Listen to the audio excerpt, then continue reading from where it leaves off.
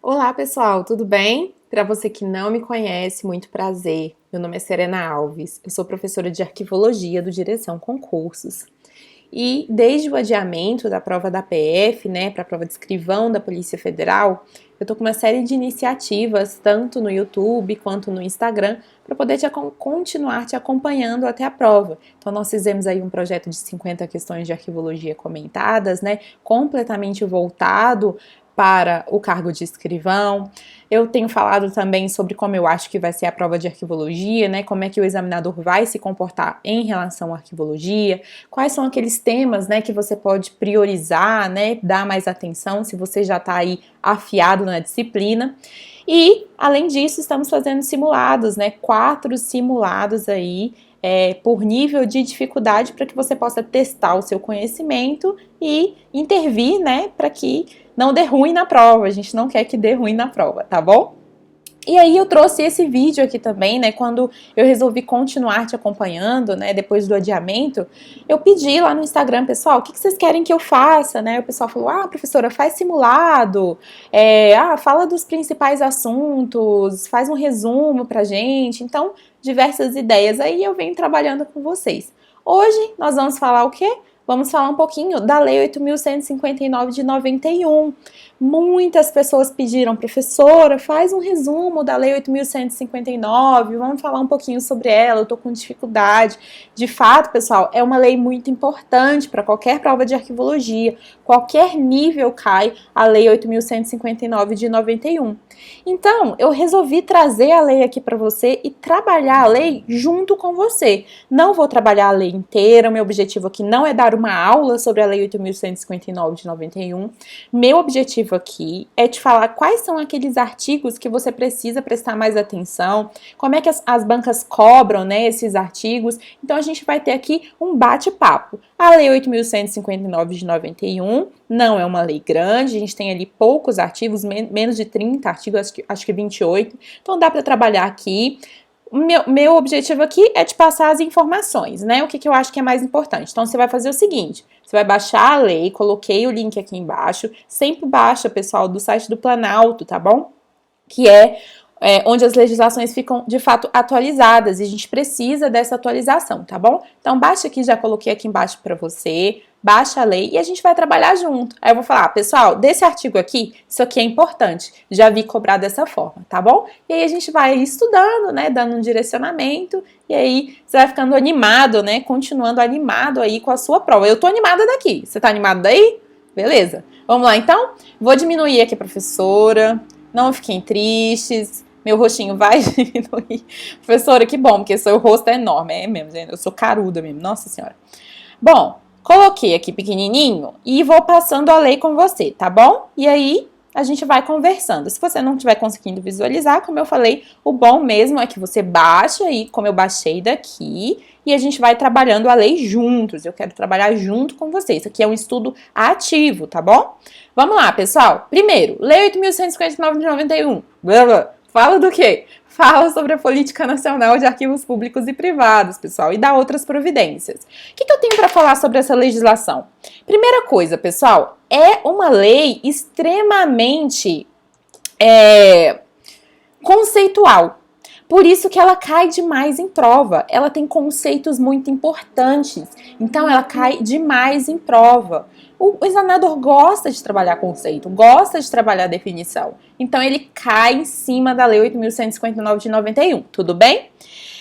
E aí, dito isso, já sabemos da importância da legislação, vamos passar para os artigos. Pessoal, esse artigo 1º aí fala assim: é dever do poder público a gestão documental e a proteção especial dos documentos, especial a documentos de arquivo, como instrumentos de apoio à administração, à cultura, desenvolvimento científico e como elementos de prova e informação. Aí você vai falar, poxa, professora, esse artigo é muito tranquilo, né? Poxa, eu sei que é dever do poder público fazer essa gestão, né, proteger a documentação, né, porque esses documentos eles são instrumentos de apoio à administração, eu sei disso. Não tem como o examinador me pegar nisso. Pessoal, sabe como é que cai essa questão? Essa questão não, esse artigo. O examinador sabe, Eu dei uma pala agora. O examinador sabe que você sabe que o Arquivo Nacional ele tem uma grande importância para a arquivística brasileira. Poxa, a gente está falando do Arquivo Nacional. Então, ao invés de colocar aqui que é dever do poder público a gestão documental, ele coloca que é dever do Arquivo Nacional a gestão documental e a proteção especial a documentos, blá blá blá. Repete o artigo 1º inteiro. E aí você vai marcar como correta. Você vai marcar como correta, você sabe por quê? Porque na sua cabeça você não vai pensar que o Arquivo Nacional não tem o dever de fazer a gestão documental e a proteção especial dos documentos. Só que a gente tem o Arquivo Nacional e a gente tem o Poder Público, que é maior que o Arquivo Nacional. Então, apesar do Arquivo Nacional ter ali, né, as suas nuances voltadas para a gestão documental e proteção especial, mais especificamente dos arquivos do Poder Executivo Federal, não é errado a gente pensar, né, que ele tem essa responsabilidade. Afinal, ele é o Arquivo Nacional. E aí você marca certo, quando na verdade a responsabilidade é do Poder Público em geral. Então é assim que o examinador cobra o artigo 1º da Lei 8.159, tá bom? Ele vai trocar o Poder Público por Arquivo Nacional e você vai achar que tá certo, porque na verdade não faz sentido, não é algo de senso comum. Por isso que ele vai colocar. Mas a gente não vai cair, porque agora a gente já viu, tá bom? Então, eu vou marcar aqui um pontinho para você lembrar que não é o Arquivo Nacional, tá bom? Vou colocar aqui para você, só para você lembrar que, na verdade, é o Poder Público. E é assim que o examinador vai te enganar. Artigo 2º, professora, tem alguma coisa para falar do artigo 2º? O artigo 2º, pessoal, ele vai conceituar o termo arquivo. Cai em prova? Imagina. Só despenca. Gente, cai demais em prova esse artigo. Ele vai falar o que é arquivo, né? Que é arquivo, para os fins dessa lei, conjunto de documentos produzidos ou recebidos por órgãos públicos, instituições de caráter público e entidades privadas, em decorrência do exercício das atividades específicas, bem como por pessoa física, qualquer que seja o suporte da informação ou a natureza dos documentos. Então, ele está falando que arquivo é o conjunto de documentos orgânicos, né? Que foram produzidos por entidades públicas, por órgãos públicos, por instituições privadas, né? Independente do suporte, da documentação e da natureza desses documentos, né? O suporte, por exemplo, tanto faz eu registrar o documento num papel ou eu registrar a informação, quer dizer, num tecido. A informação é que conta e não o suporte documental. Então, ele está falando aí o que é arquivo. Cai demais, pessoal, essa conceituação aqui do que é arquivo, tá bom? Quais são as palavras de destaque aqui nesse artigo? Arquivo e artigo. Ave Maria. Vamos lá, quais são as palavras de destaque nesse artigo 2º aqui? Pessoal, produzidos e recebidos. Se os documentos são produzidos e recebidos, né, em decorrência de atividades específicas, eles são o quê? Eles são orgânicos, são documentos orgânicos. Se eles não fossem produzidos ou recebidos no decorrer das atividades da instituição para exercer atividades específicas, a gente não estaria falando de documento arquivístico, não. Se a gente não está falando de documento arquivístico, a gente não está falando de arquivo. Então, a gente não estaria falando desse artigo 2º aí, tudo bem? Documento arquivístico é documento orgânico. Foi produzido por essas instituições que ele colocou aí, para desenvolver atividades específicas, independente do suporte e da natureza dessa informação. Então, artigo 2º, mega importante aí para você, tá bom? Já marquei aí as palavras que você precisa lembrar. Pessoal, artigo 3º, professor, é importante também? É mais importante que o artigo 2º. Por quê? Porque vai conceituar, pessoal, a nossa gestão de documentos, né? O que é a gestão de documentos? Conjunto de procedimentos e operações técnicas relativa à produção, utilização, tramitação, avaliação e arquivamento de documentos, né? Em que fases? Corrente intermediária. Então, olha aqui, ó, ele fala: gestão de documentos é um conjunto de procedimentos e operações técnicas referentes à produção, tramitação, uso, avaliação e arquivamento de documentos. Nosso para quem gosta de falar a palavra feia, mas aqui também tem a opção de falar a palavra bonita. Escolha aí o que você quer. Só lembra, de uma ou de outra só lembra, tá bom? Seja a palavra feia ou seja a palavra bonita. Aí, esses procedimentos e operações técnicas, que tem esse mnemônico que eu mandei, que eu coloquei aí pra você, pessoal, eles são desenvolvidos onde? Nas fases, pessoal, corrente e intermediária. A gente tem gestão de documentos nos arquivos permanentes? Temo não. Não temo. Eu sei que tem uma questão aí no que concursos. não sei de que prova, não lembro mais, é uma questão sola do meu sapato que fala que a gestão de documentos ocorre nos arquivos permanentes.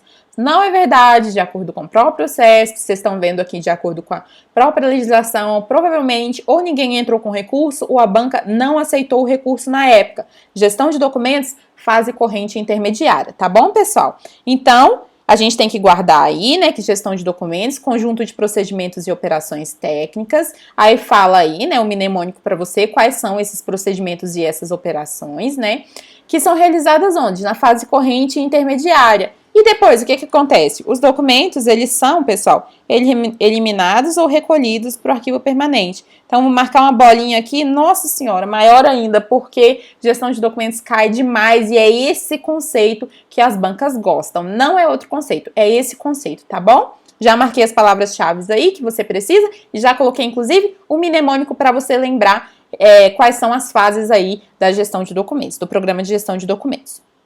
Pessoal, esse artigo 4º, ele é importante?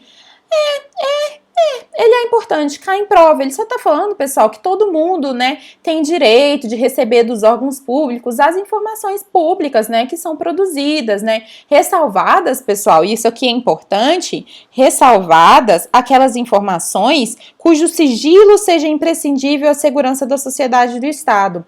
Então, é toda a informação pública que tem que ser pública? Não. Todas as informações, com exceção daquelas, pessoal, que são imprescindíveis para a segurança, né, para o sigilo da sociedade, para a segurança da sociedade e do Estado, tá bom? Esse artigo é importante, cai em provas, mas ele é meio óbvio, né? É só você saber que a regra é o acesso e que o sigilo é a exceção. Todo mundo pode ter acesso, beleza, mas não é a toda a informação. A gente tem exceções aí. Não vou nem marcar bolinha porque é meio de senso comum esse artigo.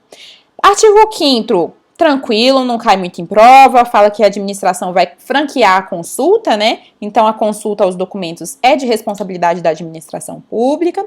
O artigo 6º vai falar que fica resguardado, né, o direito de indenização pelo dano material ou moral decorrente da violação de sigilo, né? Sem prejuízo das ações penal, civil e administrativa. Então, se um documento é sigiloso e a gente dá publicidade, né, tem consequências aí, tá, pessoal? Tem consequências aí. Ah, eu vi que vocês não estão conseguindo visualizar, mas agora eu já subi aqui para você. Vou diminuir aqui a minha tela, ou vou me colocar aqui em cima para a gente trabalhar esses artigos embaixo.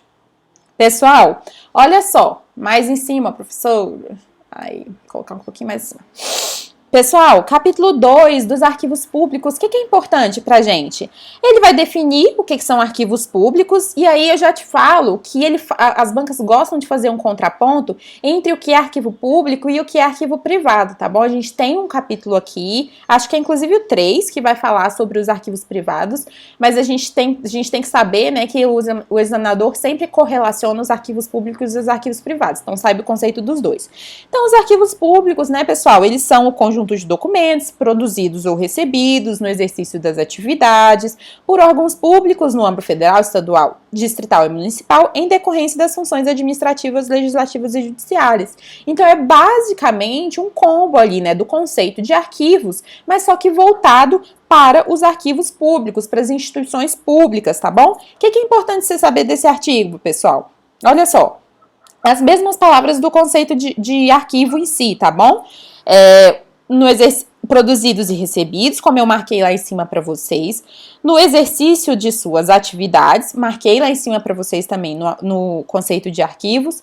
Aí vocês têm que saber, né, poxa, se os documentos são públicos, são produzidos por órgãos públicos, né, em qualquer esfera, então não vou nem marcar isso aqui, é para você saber aí, tá bom? Pontos importantes do artigo 7º, e aí ele vai ramificar, tá bom, essa questão dos arquivos públicos. O que é importante? Parágrafo 1º é importante? Ele fala que também são públicos os documentos produzidos e recebidos por instituições de caráter público, por entidades privadas, mas não é qualquer entidade privada. É entidade privada que são encarregados da gestão de serviços públicos. A gente sabe que isso existe, né? Eu tenho entidades privadas que prestam serviços públicos. Essa documentação que essas entidades privadas produzem, que fazem referência aos serviços públicos, elas também são públicas, tá bom? Então eu posso falar que documentos privados, produzidos por entidades privadas, são em sua totalidade privados? Não, esses documentos são públicos se essas entidades privadas exercerem funções públicas e produzirem, então, a partir dessas funções, documentos públicos. Nesse sentido, né, nesse âmbito, esses documentos também são públicos, tá bom, pessoal? Então, guarda isso aí do parágrafo 1º. Ele é muito importante, cai em prova sim, tá bom?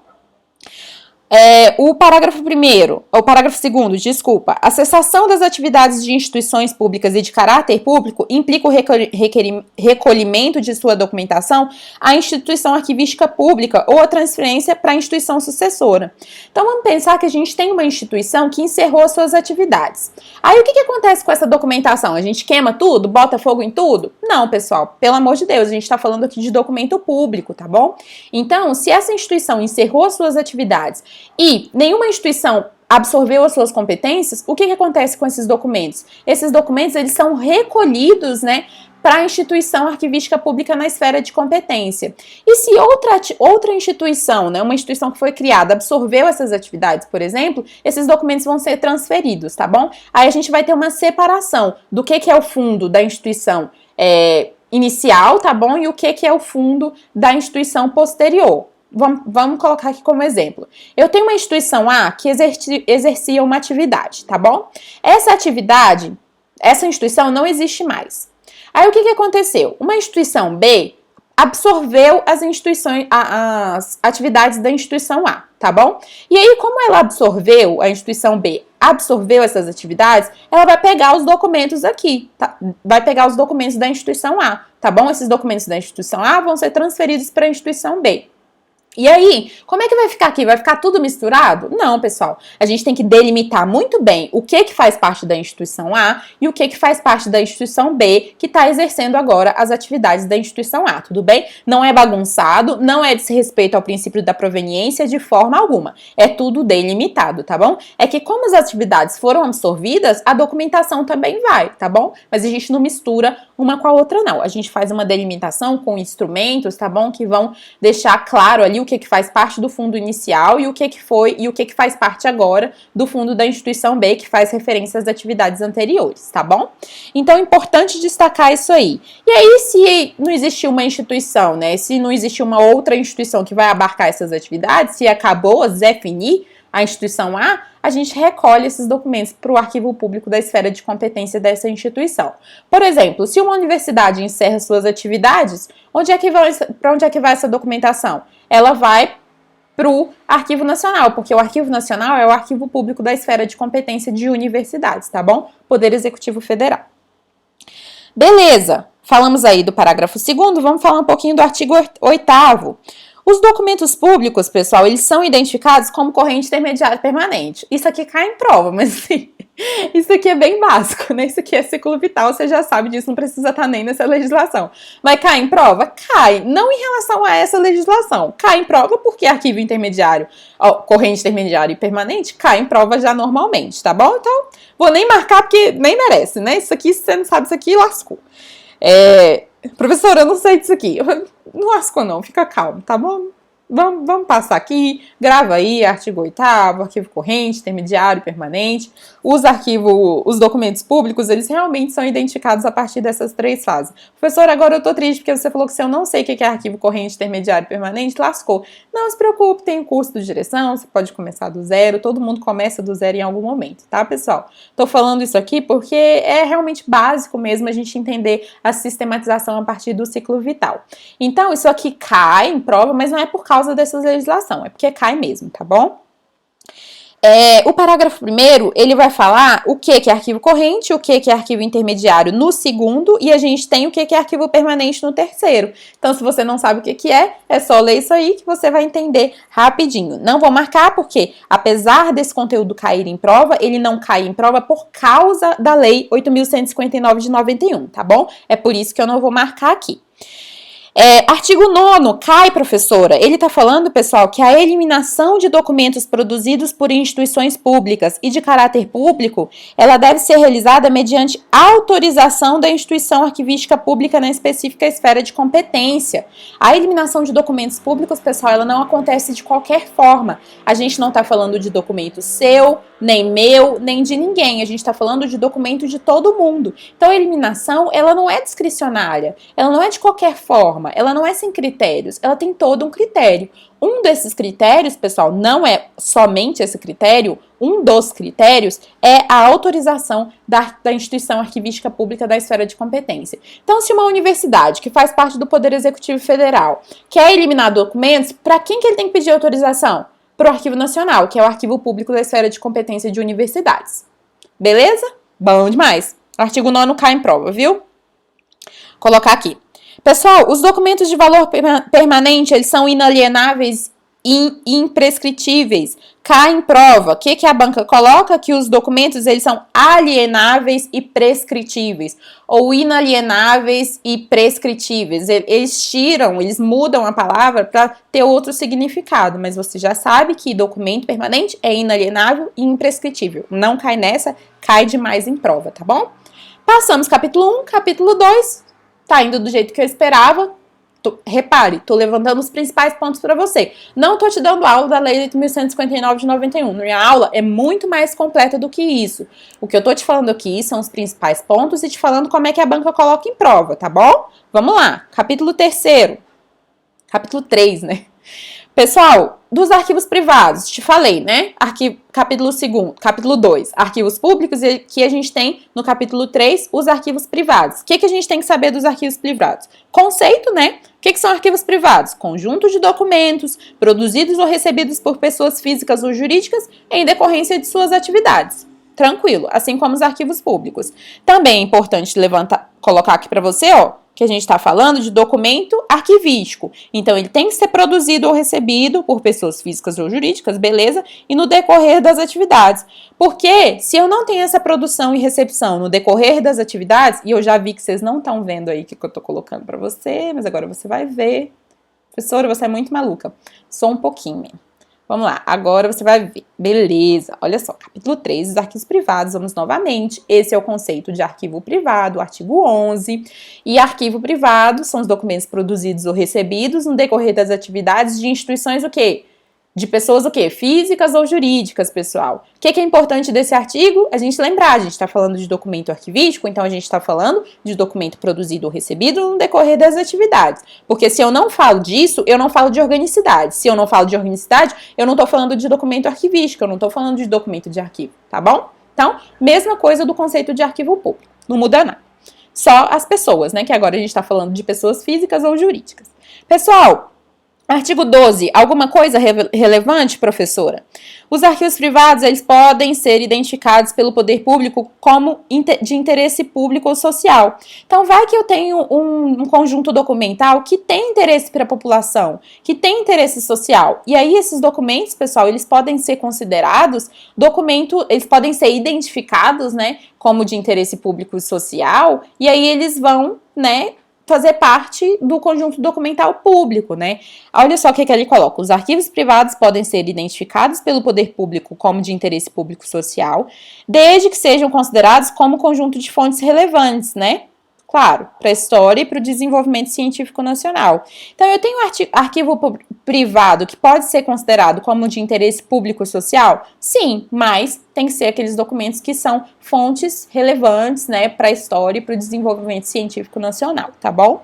Não é a bel prazer, não. E aí, pessoal, grave isso aqui, ó, tá bom? Interesse público e social. É isso que cai em prova. Essa palavrinha aí. Esse conjunto de palavras. Pessoal, os arquivos privados, no artigo 13, identificados como de interesse público social, eles não poderão ser alienados com dispersão ou perda da unidade documental, nem transferidos para o exterior. Então, esses documentos não podem ser transferidos para o exterior, pessoal. Esses documentos, eles não podem ser alienados com dispersão ou perda da unidade documental. Por que ele coloca isso aqui? Que às vezes a gente pensa, esses documentos são privados, nem são públicos, eu não vou ter cuidado com eles não. E aí a gente faz ali alienações, né, com dispersões, os documentos se perdem, vira aquela bagunça danada, a gente transfere esses documentos para o exterior, e isso não pode acontecer de acordo com a Lei 8.159. Isso aqui não cai tanto em prova não, já vi algumas vezes, mas não cai tanto em prova não. Pessoal, parágrafo único aí do artigo 13, ele fala que na alienação desses arquivos, o poder público vai exercer preferência na aquisição. Então, esses documentos privados, eles vão ser alienados. Aí, quem é que tem prioridade nessa alienação? O poder público. Então, a lei fala que se tem documentos privados que são de interesse público e social, né, ou seja, que tem características, né, que são fontes relevantes para a história, né, e para o desenvolvimento científico nacional, né, que é como ele coloca aí no artigo 12, a administração pública, ela tem preferência nessa alienação. Então, ela vai falar, opa, esperem aí, eu vou ver se eu tenho interesse. Se eu tiver, eu fico com eles. Se não, vocês podem pegar, beleza? Então, ela tem preferência. Pessoal, artigo 14. Os acessos aos documentos de arquivos privados, identificados como de interesse público social, poderá ser franqueado mediante a autorização do proprietário ou possuidor. Então, tem que ter autorização para acessar esses documentos, tá bom? Os arquivos privados identificados como de interesse público social, eles poderão ser depositados a título revogável ou doados a instituições arquivísticas públicas, se for do interesse do dono, né? Não cai muito em prova não, tá bom, pessoal? Por isso que eu não estou destacando. Os registros civis de arquivos de entidades religiosas produzidos anteriormente à vigência do Código Civil ficam identificados como de interesse público social. Ele só está falando isso aí, nunca vi em prova. Mas, para você saber, né, os registros civis dos arquivos de entidades religiosas que foram produzidos antes do Código Civil são identificados como de interesse público e social. E aí, vou abaixar aqui para a gente continuar no capítulo 4, que fala da organização e da administração de instituições públicas arquivísticas. O que é importante desse capítulo 4? Pessoal, o mais importante aqui, vou passar, né, pelo artigo 17, ele fala que a administração da documentação pública ou de caráter público vai competir às instituições arquivísticas públicas, né, federais, estaduais, do Distrito Federal e municipais. Então, a administração dessa documentação vai caber a cada esfera, tudo bem? E aí ele vai falar o que são arquivos federais, o que são arquivos estaduais, o que são arquivos municipais e o que são arquivos públicos e o que são arquivos públicos municipais. Desculpa, pessoal, vamos voltar. Ele vai falar o que são arquivos federais, estaduais, do Distrito Federal e municipais. Aí ele vai falar que os arquivos públicos dos territórios, que nem existem, né, eles são organizados de acordo com a estrutura político-jurídica. Então, ele faz só um complemento aí para o caso de um território existir. Mas ele tá falando aí, pessoal, só uma definição do que são arquivos públicos em cada esfera, tá bom? Isso aí é mais um conhecimento de direito constitucional do que de arquivologia em si. Não cai muito em prova, não. O que cai em prova? Isso aqui, ó, o artigo 18, principalmente, o artigo 19, o artigo 20 e o artigo 21. O que todos esses artigos vão falar? Que vai competir, pessoal, aos arquivos de cada esfera, né? Por exemplo, compete ao Arquivo Nacional a gestão e o recolhimento dos documentos produzidos e recebidos pelo Poder Executivo Federal. Aí, cada esfera, ele vai falar de quem é a competência pela gestão e pelo recolhimento, tá bom? Então, exemplo aí do artigo 18, compete ao Arquivo Nacional a gestão e recolhimento dos documentos produzidos pelo Poder Executivo Federal. Ali no 19, ele vai falar que vai competir aos arquivos do Poder Judiciário a gestão e o recolhimento dos documentos produzidos por essas instituições, tá bom? Então, é nesse sentido aí. Todos esses artigos vão falar basicamente da mesma coisa, tá bom? Colocando aí a competência da gestão e do recolhimento dos documentos.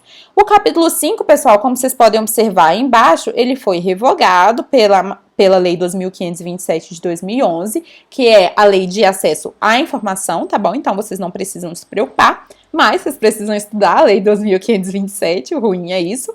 E a gente vai passar aqui para o finalzinho da nossa legislação, falei que é super pequenininha, né? Finalzinho da nossa legislação que vai falar sobre as disposições finais. O que é importante para a gente aqui nas disposições finais? Fica sujeito, pessoal, artigo 25, a responsabilidade penal, civil e administrativa, na forma da legislação em vigor, aquele que desfigurar ou destruir documentos de valor permanente ou considerado de interesse público e social. Então, tem pena para quem destrói arquivo permanente?